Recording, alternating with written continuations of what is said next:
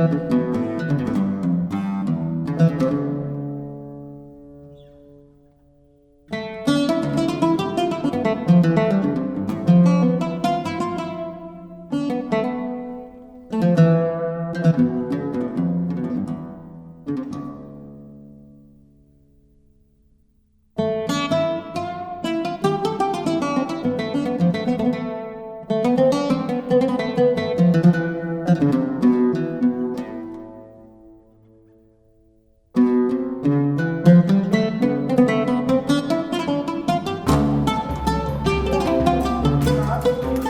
Tribuners, saat ini saya sedang berada di Masjid Hunto Sultan Amai, Kota Gorontalo. Dan saat ini masjid ini merupakan masjid pertama dan tertua di Provinsi Gorontalo yang merupakan provinsi dengan julukan Serambi Madinah ini.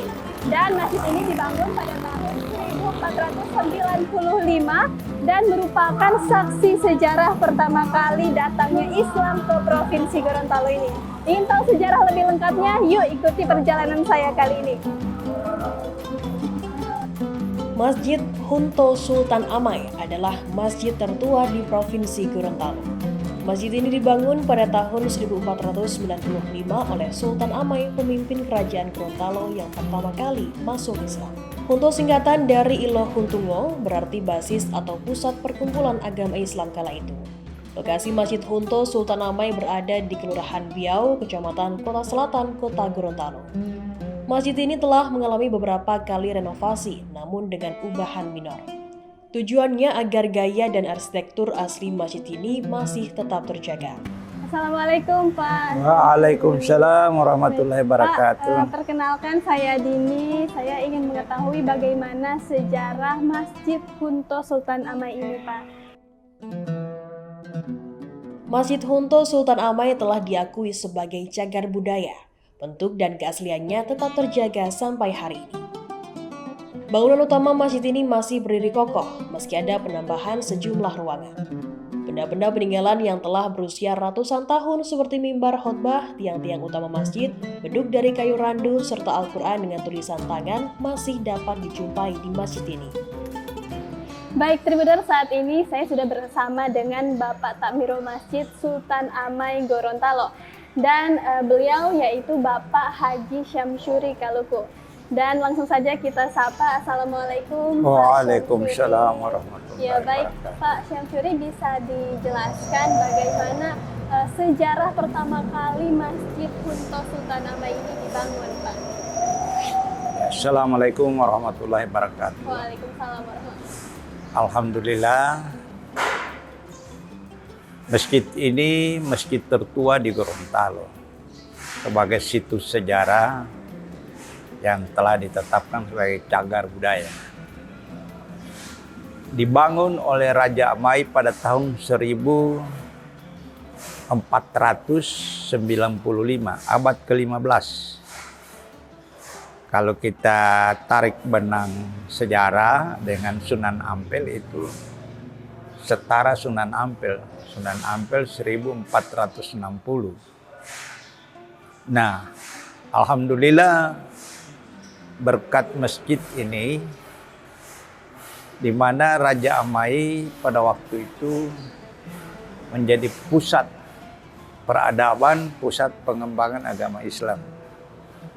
Masjid ini disebut Hunto oleh Raja. Hunto artinya Ilo Hundonga. Dalam tata bahasa Gorontalo artinya pusat atau sentral atau basis. Nah, alhamdulillah dengan adanya masjid ini maka dikenal di seluruh daratan Gorontalo bahwa ada pusat pengembangan agama Islam di Biau, dalam hal ini di Kota Gorontalo. Kemudian dalam perjalanan sejarah didatangkan banyak pendakwah, penceramah dari negeri Yaman atau dikenal Hadramaut. juga ada yang dari Mekah. Mereka inilah yang membantu Raja Amai untuk menyebarkan agama Islam di Gorontalo. Dan sebelum itu tentu Gorontalo belum mengenal Islam. Mereka sudah memiliki adat budaya sendiri dengan agama animisme. Para orang tua leluhur Gorontalo, di mana mereka percaya roh-roh yang telah meninggal itu masih bersemayam di pohon-pohon yang besar, batu-batu yang besar, sehingga mereka memberi sesajian. Barangkali kayak Bali begitu. Nah, alhamdulillah Gorontalo lambat laun tahap demi tahap menjadi Islam. Itu abad ke-15. Nah, Raja Amai itu berkuasa 1495 sampai 525. Baik. Lalu Pak, kalau boleh tahu ini apa saja ini Pak bukti-bukti sejarah yang masuk ke Gorontalo dan diabadikan di masjid ini Pak? Ya. Jadi jejak daripada agama Islam, di mana masjid ini sebagai pusat peradaban, pusat pengembangan agama Islam. Seperti peninggalan Mi'raji, Maulid, Walimah dan sebagainya itu awalnya dari sini semua. Kemudian dikembangkan menjadi budaya Gorontalo. Budaya Gorontalo. Iya. Sebagai sarana media Raja Amai untuk mensosialisasikan agama Islam. Kalau di Jawa itu terkenal wayang, maka di Gorontalo Mi'raji, kisah-kisah, terutama kisah Nabi Muhammad SAW ketika mendapat wahyu untuk dimi'rajkan, diperjalankan oleh Allah. Di dalam surat Al-Isra, Subhanalladzi asra bi 'abdihi lailam minal masjidil haram ilal masjidil aqsal ladzi barakna haulahu linuriyahu min ayat innahu was-sami'ul basir. Maha suci Allah yang telah memperjalankan hambanya Nabi Muhammad. Pak, boleh dijelaskan dulu kepada Tribuners ini apa tadi yang dimaksud dengan Mi'raj itu seperti apa Pak? Budaya seperti apa? Kebetulan Mi'raji ini sudah dilombakan, ada festival Mi'raji yang dipelopori oleh Dinas Pariwisata Kota. Nah, di situ semua para pelantun yang hebat, yang mampu melantunkan secara syair, ya, bahwa Mi'raji itu adalah syair, sejumlah syair-syair yang bermakna, sangat diminati oleh masyarakat. Oleh karena itu Raja Amai mensosialisasikan agama Islam itu melalui Mi'raji ini dari rumah ke rumah atau door to door. Nah, sehingga masyarakat ketika mendengar Mi'raji itu maka terbuka wawasannya bahwa oh beginilah Islam itu. Jadi kalau kita berbuat baik akan mendapat imbalan surga, kalau kita berbuat buruk maka imbalannya neraka. Pak, lalu bisa dijelaskan Pak ini setelah di Masjid Sultan Amai ini tuh apa Pak bukti-bukti sejarah yang masih dipertahankan sampai saat ini Pak? Baik, sebenarnya panjang ceritanya. Bahwa masjid ini adalah bukti sejarah, bahkan merupakan mahar perkawinan. Di mana beliau ketika meminang seorang putri raja dari daerah Moutong, di sana ada satu kerajaan bernama Kerajaan Palasa. Rajanya adalah Raja Ogomenjolo. Beliau memiliki seorang anak putri yang cantik jelita. Di Minang dilamar oleh Sultan Amai. Persyaratan yang diminta oleh pihak wanita ini, Raja Amai harus masuk Islam dan dirikan sebuah masjid. Nah, sehingga masjid ini atas permintaan raja dari Moutong Plaza itu. Iya, dan merupakan mahar. Mahar, sehingga kemudian syarat dengan banyak latar belakang cerita-cerita, legenda-legenda. Yang peninggalan antara lain mimbar tertua, belum pernah dirubah. Kalaupun lapuk di bawah hanya diperbaiki. Kemudian ada sumur tua. Iya. Sumur itu tidak. Kita sambil jalan. Ya, Iya. ada sumur tua. Di belakang ada makam-makam para ulama. Kemudian ada beduk tertua. Iya, beduk itu juga masih asli ya, Pak? Sudah berganti, tapi itu peninggalan juga. Oh iya. Baik, pertama kita lihat dulu sumurnya. Silakan. Iya. Ya, Iya, Pak. silakan. Ini sumur tua yang peninggalan Raja Amai. Iya. Kalau saya dengar Pak, sumur ini dibangun dengan menggunakan telur. Jadi karena dahulu belum ada pabrik semen. Iya. Sehingga lebih kuat dari semen. Iya, gitu. Sumur ini Pak dibangun sejak pertama kali masjid juga dibangun. Iya. Masjid dibangun, ini juga dibangun. Sehingga dia seumur dengan masjid 1495. Oh iya. Ini. Dan sampai sekarang masih ada Pak? Iya, ini masih ada. Oh iya. Jadi Tidak saya- dimusnahkan karena memang alhamdulillah orang tua-tua juga mengkeramatkan masjid ini. Kenapa disebut sumur keramat? Waktu bulan puasa hari Jumat itu musim kemarau.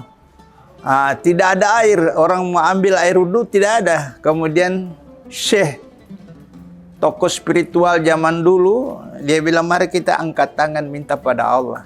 Tiba-tiba air itu dari dasar dia meluap terus naik sehingga keluar dari bibir sumur. Oh, jadi ada keajaiban.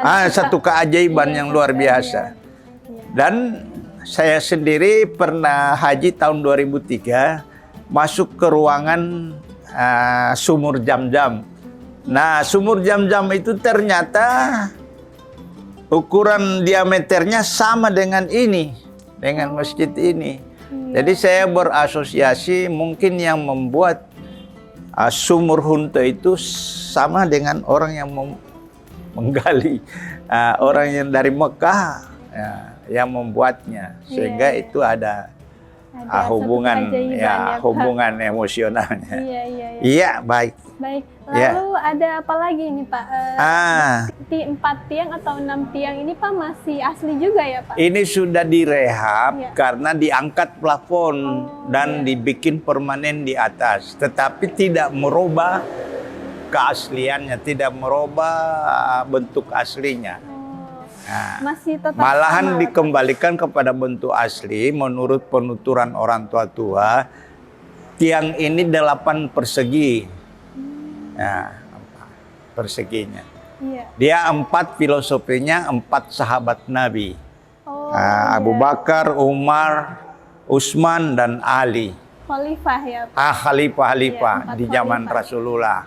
Iya. Sehingga kokohan daripada masjid ini terletak di tengah-tengah, di dalam interiornya. Lihat bersama, kita kunjungi. Ini peninggalan zaman dahulu. Makamnya memang ada di sini. Ini ruangan. Kalau boleh tahu ini Pak makam siapa saja? Itu makam Raja Amai. Assalamualaikum. Assalamualaikum ya ahli kubur. Ya ahli kubur. Ya, ini makam Raja Amai. Ini makam tokoh spiritual di zamannya. Makam aulia. Aulia bernama Syekh Syarif bin Abdul Aziz. Jabatannya di Mekah itu pemegang kunci Ka'bah. Kenapa kok dia meninggal di sini? Ya, itu pertanyaan yang sangat bagus. Dia ini ketika mau mengontrol barang-barang yang ada di dalam Ka'bah, dia lihat ada orang di dalam. Dia kaget. Antum ini dari mana? Dia bilang, saya dari Gorontalo. Nah, ternyata Raja Amai. Ditemukan di dalam Ka'bah. Dia bilang, kau pakai ilmu apa? Dia bilang, ilmu saya hanya berzikir. Zikir. Ada yang ribuan zikirnya, khusyuknya di sini. Kemudian dia minta transfer ke Mekah Iya. tanpa melalui kendaraan apapun, ya dengan kuasa Allah tentunya ya. Jadi ilmu itu kemudian diguru, diterima oleh Syekh ini. Syekh ini bertanya, coba ajarkan sama saya. Iya. Akhirnya beliau tiap minggu datang di sini melalui ilmu itu.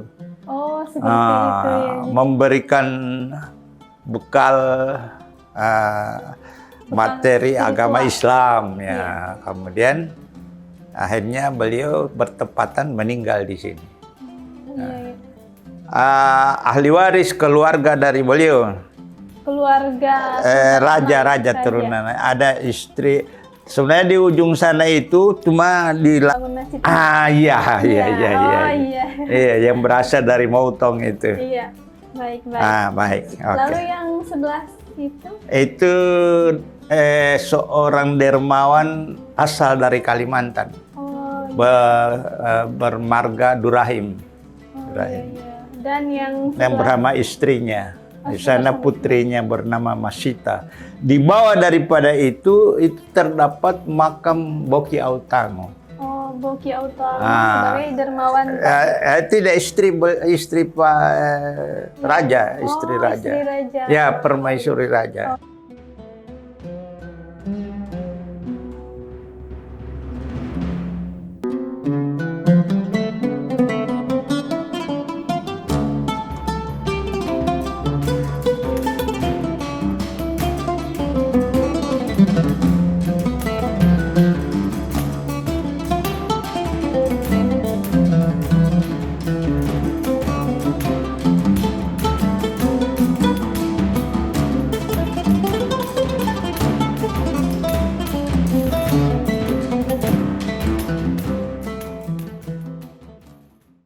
Terima kasih sudah nonton. Jangan lupa like, subscribe, dan share ya.